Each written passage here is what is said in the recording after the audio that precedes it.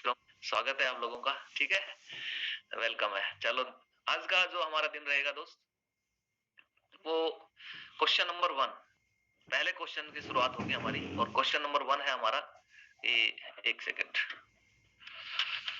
पहले कुछ नहीं हुआ तो मैं क्यों करूं? फलाने ने किया था, ढिमके ने किया था, चाचा के लड़के ने किया था, चाचा ने किया था, इन्होंने किया था और इनके साथ कुछ नहीं हुआ तो एमएलएम मैं क्यों करूं? ऐसा क्वेश्चन आप लोगों के सामने आता है और यहाँ पे हम लोग उसको काफी दलीलें देते हैं कि भैया उनके साथ नहीं हुआ तो जरूरी नहीं कि तेरे साथ भी नहीं होगा, ऐसा है वैसा है फलाना, पता नहीं क्या क्या उसको बोल के आते हैं और उसको थोड़ा सा मोटिवेट करते हैं। ये बात सही है कि जब तक चाय पत्ती को हम गर्म नहीं करते, चाय को गर्म नहीं करते, तब तक वो कलर नहीं छोड़ती है। तो कल हमने बताया था आप लोगों को काफी चीजें। सेशन क्वेश्चन को हम शुरू करें, मैं सोच रहा था एक बार, चलो ठीक है, लास्ट में जब हम लोग इस सेशन को खत्म करेंगे तब उन सभी साथियों से कल के जो मीटिंग में जो क्वेश्चन थे उनका आंसर जो हम लोगों ने सीखा था उसको रिपीट करेंगे एक बार, और आज जो सीखा है उसको भी एक बार रिपीट करेंगे। एक एक दो दो जो लोग लाइव रहेंगे उन लाइव जो अच्छे से बैठे हैं सही ठीक ठाक से उनको यहाँ पे इनवाइट करेंगे, तो अपने आप को वीडियो में लाइव और रखें जिससे कि आपके ऊपर ध्यान जा सके। फोटो वालों पे ध्यान नहीं जाएगा मेरा, पक्का ऐसे हो रहा है, वो फोटो में रहेंगे, है ना? तो ऐसा करना है हमको। ये क्वेश्चन का जो आपके सामने क्वेश्चन आता है, अक्सर लोग इस क्वेश्चन के बारे में सोचते रहते हैं कि यार अब इसको क्या बोलूं। यदि वो असफल हुआ है तो वो भी गलत नहीं है, कहीं ना कहीं गड़बड़। और उस जगह पे होता क्या है कि हम उसको प्लान देने जाते हैं और प्लान देने के दौरान हम खुद ये बात सोचने को मजबूर हो जाते हैं कि यार ये सच कह रहा है ना? कहीं ऐसा तो नहीं कि मैं ही फंस गया हूँ और कल को मैं भी असफल हो जाऊं। उसके दिमाग में हिडन रूप से ये थॉट्स आने लगते हैं, वो बताता नहीं बेचारा डर के मारे किसी को भी, ना तो उसको बताता है लेकिन उसको मोटिवेट करता है। अब मैं आप लोगों को एक चीज बता देता हूँ। जैसे मान लीजिए एक मोमबत्ती है या दीपक है। एक मोमबत्ती यदि बुझी हुई है और उसके सामने 10 मोमबत्तियां रखी हैं और उस मोमबत्ती से हमको मोमबत्तियां जलानी है, तो जिंदगी भर लगे रहो, पॉसिबल ही नहीं है कि वो मोमबत्तियां उन मोमबत्तियों को जला लेगी। दूसरी तरफ एक मोमबत्ती में जला के रखी हुई है, उसके आगे शायद हजारों लाखों मोमबत्तियां रखी हैं, वो उन मोमबत्तियों को जला सकती है। वो मुकेश जी अक्सर बोलते हैं ना कि बुझे हुए दीप क्या दीप को जलाएंगे, वो ऐसा कुछ बोलते हैं। तो वही चीज दीपक को जलाते हैं, बुझे हुए का खाक जलाएंगे, आग जलाएंगे। तो वही मोमबत्ती वाली कहानी, वही दीपक वाली कहानी है। यहाँ पे यदि आप आगे से मोटिवेट है, एनर्जी आपके पास में है और सीखा हुआ है, सबसे बड़ी बात है देखो, आपके अंदर एनर्जी तब आएगी, कॉन्फिडेंस तब आएगा जब आपके पास में मसाला होगा, है कि नहीं? भाई बारूद है, मुझे मालूम है कि बारूद तो है, अब उसमें चिंगारी लगाने का काम मेरा है, तभी तो जाके आगे जाके ना आप आग लगा सकोगे। अभी पहले ही कुछ है ही नहीं। अभी कहानी क्या होती है अक्सर कि नेटवर्क मार्केटिंग में एक अपलाइन है ना, अपलाइन एफर्ट्स लगाता है, उसको मोटिवेट करता है, वो फिर एक दिन थोड़ी सी देर के लिए मोटिवेट होता है और फिर डिस हो जाता है, फिर अपलाइन प्रयास करता है, फिर मोटिवेट करता है, फिर डिस हो जाता है। अभी उसको चेक तो करो उसके अंदर बारूद है भी कि नहीं। और बारूद की जो कहानी है वो आप लोगों को आगे बहुत अच्छे से समझाने वाला हूं मैं कल, पूरा का पूरा डीपली। ये बारूद आएगा कहां से, मोटिवेट होना, डिमोटिवेट होना, जल्दी से मोटिवेट होना, ये सब चीजें आप लोगों को कल का जो सेशन रहेगा क्वेश्चन आंसर का नहीं रहेगा। कल का जो सेशन रहेगा यहाँ से थोड़ा सा डिफरेंट रहेगा ना। हम लोग जो अक्सर करते हैं और कहाँ गलतियां करते हैं वो चीजें रहेंगी। तो आज के इस सेशन में हम नेक्स्ट आगे बढ़ते हैं कि भैया उस व्यक्ति ने किया था और फेल हो गया तो मैं क्यों करूं, है ना? ये क्वेश्चन हमारे सामने आता है। हाँ सर, बिल्कुल नहीं हुआ होगा, आपको फील करना है, उसका सपोर्ट करना है और उसने जो क्वेश्चन पुट अप किया है उस क्वेश्चन के क्वेश्चन में ऐड हो जाना है। उसके दिमाग की खिड़की खुली रहे इसलिए उसमें ऐड होना है। अच्छा सर, क्या मैं आपसे एक सवाल पूछ सकता हूँ? बोला हाँ। ये ऑटोमेटिक चेंज हो गया था थोड़ा सा ना। क्या आप बाइक चलाते हैं? बोला जी सर बिल्कुल चलाते हैं। और अभी यहाँ आए हो मेरे पास, आप जहाँ प्रेजेंटेशन हो रही है आपकी, वहां तक आप बाइक से आए? बोला हाँ सर। फिर तो सर बाइक नहीं चलानी चाहिए, क्योंकि आए दिन सड़क दुर्घटना होती है बाइक चलाने वालों की और उस दुर्घटना में काफी लोग जिंदगी को गंवाते हैं। आपको बाइक नहीं चलानी चाहिए। बोले सर ऐसा थोड़ी ना होता है। प्रोस्पेक्ट सर ऐसा थोड़ी ना होता है। सर यही तो मैं आपको बताना चाहता हूं कि हर किसी की दुर्घटना नहीं होती। तो क्या आपका मामा नहीं कर पाया तो आप भी नहीं कर पाओगे। इस चीज को मैं थोड़ा सा सही तरीके से आप लोगों को समझा देता हूं कि एक सेकंड, ये नहीं,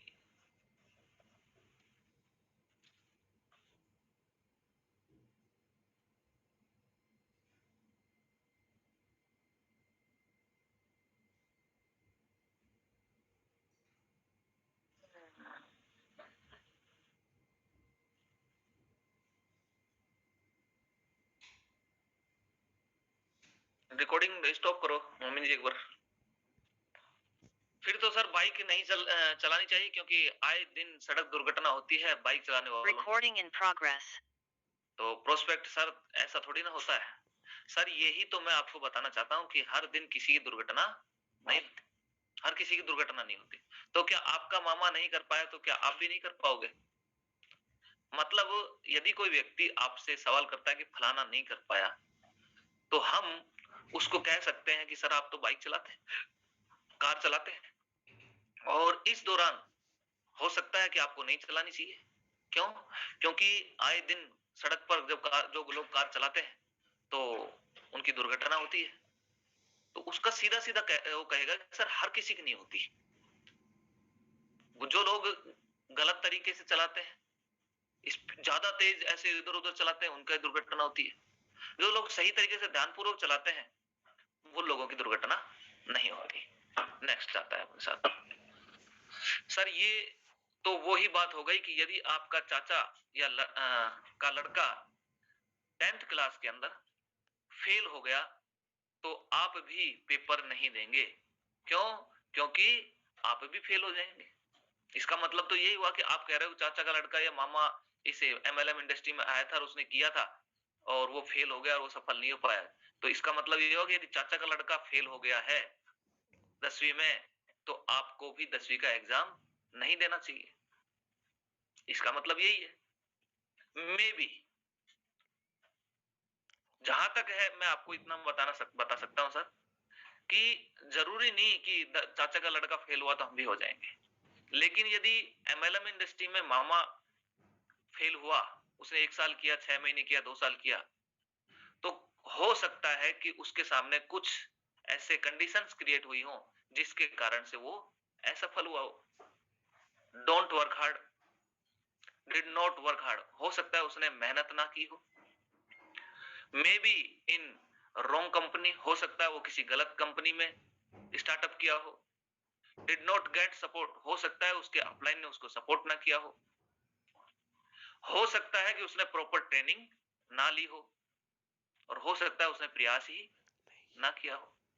ऐसी कंडीशन उसके सामने आई होंगी। जैसे कि 10वीं में जो बच्चा पढ़ता है और वो फेल होता है तो कहीं ना कहीं उसने प्रयास नहीं किया, सिर्फ टाइम पास किया। ऐसे बहुत सारे लोग होते हैं जो एमएलएम इंडस्ट्री में आते हैं और टाइम पास करके चले जाते हैं। लेकिन ऐसे बहुत सारे लोग होते हैं जो इस बिजनेस को, इस इंडस्ट्री को अपना सब कुछ मान के और एथिक्स पे, यहाँ पे ईमानदारी से मेहनत करते हैं और 4 से 5 साल में मेहनत करके यहाँ से सफल भी हो जाते हैं। दूसरा उदाहरण मैं आपको बताता हूँ सर। जैसे एक ही माँ बाप के 2 बच्चे होते हैं, एक ही कोचिंग में जाते हैं, ट्यूशन लेते हैं, एक ही स्कूल में जाते हैं, एक ही तरीके से उनको पढ़ाया जा रहा है। एक बच्चे को 90% नंबर आते हैं और एक बच्चा फेल हो जाता है। सर जैसे वो सफल हो गया, अभी मान लीजिए एक जो पास हुआ है, दोनों के दोनों एक ही जगह थे। क्या कारण रहे कि वो फेल हो गया, एक फेल हो गया और एक पास हो गया, एक ही माँ बाप के बच्चे हैं। उसका कारण ये है दोस्त कि जो 90% अंक लेके आ रहा है उसने ईमानदारी से मेहनत की है, जो पढ़ाया उसको अच्छे से पढ़ा है, याद किया है, रिवीजन किए हैं और कंटिन्यू अपनी मेहनत को पूरे 1 साल मेहनत करने के बाद वो 90% पे पहुंचा है। और जो फेल हुआ है उसने आराम से इजीली आया, ठीक है पास हो जाएंगे, बाद में पढ़ लेंगे, बाद में पढ़ लेंगे, बाद में कर लेंगे, बाद में कर लेंगे, बाद में कर लेंगे, ऐसा करते करते लास्ट में वो कुछ नहीं कर पाता और वो फेल हो जाता है। सर जैसे वो सफल हो गया, मैं भी हो जाऊंगा, ये सोचना बेवकूफी है। वैसे ही यह सोचना भी गलत है कि वो फेल हो गया तो मैं भी फेल हो जाऊंगा। कई बार हम इस गलतफहमी की वजह से काम नहीं करते कि सामने फलाना फेल हो गया था, ढिमका फेल हो गया था, तो वो फेल हो गया तो मैं भी फेल हो जाऊंगा। तो इसका मतलब हमको वो सब चीजें नहीं करनी चाहिए जो आज कर रहे हैं। चाहे वो एग्जाम की बात हो, चाहे फेल पास होने की बात हो, कैसा भी हो, वो सारी चीजें हमको नहीं करनी चाहिए। हम उसको इस बात को समझा सकते हैं। नेक्स्ट क्वेश्चन आपका आता है, प्रोडक्ट बहुत महंगे हैं। ये सवाल आप लोगों को हमेशा फील्ड में पूछा जाता है कि प्रोडक्ट बहुत महंगे हैं। और इसमें एक सेशन ऐसा रहेगा, वो सिर्फ लीडर, जो जितने भी लीडर हैं उनके लिए रहेगा, क्योंकि लीडर भी अक्सर बोलते हैं, जो स्टार्टअप कर चुके हैं बिजनेस, दो तरीका है। एक तो हमारे प्रोस्पेक्ट कहता है, तो प्रोस्पेक्ट का ही मैं एक नजरिया लेके आया हूं। यदि प्रोस्पेक्ट आपको इस बात के लिए बोलता है कि आपके प्रोडक्ट बहुत महंगे हैं, तो उस व्यक्ति से आप लोग सवाल का जवाब तो देते हैं, बताते हैं उसको, अपना प्रयास, अपना एफर्ट्स आप लगाते हैं, और उस एफर्ट्स में सबका तरीका अलग अलग हो सकता है, क्योंकि हम फील्ड में जब निकलते हैं तो किस व्यक्ति का किस तरीके से दिमाग काम करता है, वो वहां पे अप्लाई करना शुरू करता है। हो सकता है उसने कोई वीडियो देखा हो सकता है उसने कोई बुक पढ़ी हो। तो मैं चाहता हूं कि इस पैनल पे मौजूद लगभग अभी कितने हैं प्रकाश जी, 234 है, 234 लीडर यहाँ पे हैं। तो सेम इस चीज को यदि आप अप्लाई करते हो, तो वहां पे उस व्यक्ति को कन्विंस करने में आपको फायदा मिलेगा, और वो व्यक्ति आपकी बात को सुनेगा भी और आपके साथ काम करने के लिए भी तैयार होगा। नेक्स्ट सॉल्यूशन क्या है? देखो, जब भी ये जो चित्र आप देख रहे हैं साइड के अंदर, इसको मैंने जानबूझ के इस तरीके से लगाया है कि चैलेंजेस जीवन में आते हैं, चैलेंजेस जीवन में आते हैं, तरीका आपको निकालना है। सहयोग मैं करने वाला हूं, और पूरा सहयोग मैं आप लोगों को कर रहा हूं कि किस तरीके से उन चैलेंजेस को हम लोग फेस करें और उनका सॉल्यूशन हम निकालें। देखो सर, कोई भी वस्तु ना महंगी होती है ना ही सस्ती होती है, क्योंकि जो वस्तु मुझे महंगी लगती है वो दुनिया में बहुत से लोग हैं जिनको सस्ती लगती है, और जो वस्तु मुझे सस्ती लगती है वो इस दुनिया में बहुत से गरीब लोग हैं जिनको बहुत महंगी लगती है। इसका मतलब ये हुआ कि ना तो कोई वस्तु महंगी होती है और ना ही कोई वस्तु सस्ती होती है। सस्ती हमारी आर्थिक स्थिति तय होता है कि वह वस्तु महंगी है या सस्ती है। कोई भी प्रोडक्ट, कोई भी सामान यदि महंगा लगता है या सस्ता लगता है, तो वो हमारी आर्थिक स्थिति पे डिपेंड करता है। अब मान लीजिए, सपोज दैट, मैं आपको एक उदाहरण दे देता हूँ। मैं और आप, मेरे सामने स्क्रीन पे अभी मान लीजिए प्रकाश जी हैं, और प्रकाश जी की जेब में 50,000 रुपए है और मेरी जेब में 10,000 रुपए है। मैं महीने का 15,000 रुपए कमाता हूँ, प्रकाश जी लाख रुपए महीने का कमाते हैं, और वो जेब में 50,000 रुपए लेके जाते हैं, और हम एक ही शोरूम में चले जाते हैं। वहां पे हमको शूज पसंद करने हैं, जूते लेने हैं अपने लिए, तो वहां एक शूज है 9,000 रुपए का, बहुत ही गजब का है, दोनों को पसंद आता है, मुझे भी और प्रकाश जी को भी पसंद आता है, और मेरा भी मन कर रहा है उसको लेने का। लेकिन मुझे वो प्रोडक्ट, जो शूज है, वो महंगा लगेगा, और वहीं पे प्रकाश जी हैं, उन प्रकाश जी को शूज सस्ता लगने वाला है। इसका मतलब ये है कि व्यक्ति जितना कमाता है उस हिसाब से उसके सामने प्रोडक्ट महंगे और सस्ते होते हैं, उनको ये बता सकते हैं। सर आप बताओ कि यदि आप सेफ शॉप से 8 लाख रुपए माह कमाते, तो क्या ये प्रोडक्ट महंगे लगते? आप उनसे क्वेश्चन कर सकते हो कि सर, यदि आज सेफ शॉप में आप काम कर रहे होते और यहाँ पे 8 लाख रुपए महीने कमा रहे होते, तो क्या यही प्रोडक्ट आज आपको महंगा लगता? वो बोलेगा नहीं। प्रश्न, जो सामान आज आप उपयोग में ले रहे हो वही सामान उपयोग में ले रहे होते? जो ब्रांड आज आप यूज कर रहे हो वही ब्रांड आप यूज कर रहे होते? बोलेगा नहीं। यानी कि 8 लाख रुपए यदि महीने आप कमा रहे होते, तो आज जिस कार में या जिस बाइक में आप चल रहे हो, वो बाइक आपकी जो आज लाख रुपए की, वो आप 5 लाख की, 6 लाख की, 10 लाख की हो गई होती। और जो कार आप जो यूज कर रहे हैं, जिसमें हो सकता है 2-3 लाख, 4 लाख की कार हो, उस कार को नहीं यूज करते, आप यहाँ से करीबन 50 से 60 लाख रुपए की कार को उपयोग में ला रहे होते। तो आज एक बात बताओ सर, 80 लाख रुपए की या 70 लाख रुपए की कार महंगी है, या फिर 8 लाख रुपए की कार महंगी है? क्योंकि आप 8 लाख रुपए महीना कमा रहे हो, साल में आराम से करोड़ों रुपए की इनकम आपकी आती है, तो यहाँ आपको वो कार सस्ती लगने वाली है। कोई दिक्कत नहीं, इतना कमा रहे हो और कमाएंगे और ले आएंगे गाड़ी। मतलब आपकी जो फाइनेंशियल कंडीशन है, वो कंडीशन तय करती है कि आप यहाँ से कौन सा सॉरी ये जो प्रोडक्ट है वो सस्ता है या महंगा है। ठीक है डियर। प्रश्न नंबर जो आगे है वो बोलेगा नहीं। तो क्या आप 8 महीने के 8 लाख रुपए कमाना चाहते हो? तो उसको हम बोल सकते हैं, वो बोलेगा हाँ। नेचुरल बात है। तो सर हमारे सामने, because I don't sell product, मैं आपको कोई सामान बेचने नहीं आया हूँ, सामान तो सेकेंडरी है। मैं आपको यहाँ पे एक बिजनेस अपॉर्चुनिटी देने आया हूँ, मैं आपको एक बिजनेस ज्वाइन कराने आया हूँ। ये बात हम उसको बोलते हैं, तो आराम से वो व्यक्ति आपके लिए कन्विंस होता है और उसको लगता है कि हाँ बात सही कह रहा है कि यदि यहाँ से मैं कमाऊंगा तो आने वाले समय में यही प्रोडक्ट मुझे सस्ते भी लगने लगेंगे। माध्यम है सब प्रोडक्ट, प्रोडक्ट हम लोग खर्च परचेज भी करते हैं, मार्केट से भी परचेज करते हैं, यहाँ से भी हम परचेज करेंगे, लेकिन कभी भी हमको जीवन में मार्केट से परचेजिंग करने के बाद कोई अपॉर्चुनिटी हमको नहीं मिलती है। ठीक है। और यहां से यदि हम परचेज करते हैं, आज ये जो प्रोडक्ट 10,000 11,000 का है, यदि वो आपको महंगा लग रहा है तो आने वाले समय में इसी अपॉर्चुनिटी के माध्यम से, इसी बिजनेस के माध्यम से वो प्रोडक्ट आपको सस्ता भी लगने लगेगा। तो सर आप क्या चाहते हैं अपने लाइफ में कि जीवन भर आज जो 10,000 का प्रोडक्ट आपको महंगा लग रहा है वो हमेशा इसी तरीके से महंगा लगे और आप ऐसे ही पूरा जीवन निकाल दें, या फिर यहाँ पे काम करके आने वाले समय में इन्हीं प्रोडक्टों को, इससे भी महंगे महंगे प्रोडक्टों को आपके नजरिए से, आपकी आर्थिक स्थिति से उनको आप सस्ता बना सकते हैं। और बोला सर ऐसा ही करना चाहता हूँ, मैं भी महंगी से महंगी चीज को सस्ता करना चाहता हूँ। तो सर बिल्कुल मोस्ट वेलकम है, मैं और आप मिलकर इस काम को करते हैं और आने वाले समय में जिस तरीके से आज ये प्रोडक्ट मुझे सस्ता लगता है और आपको महंगा लग रहा है, आने वाले समय में आपको भी ये प्रोडक्ट सस्ता लगने वाला है।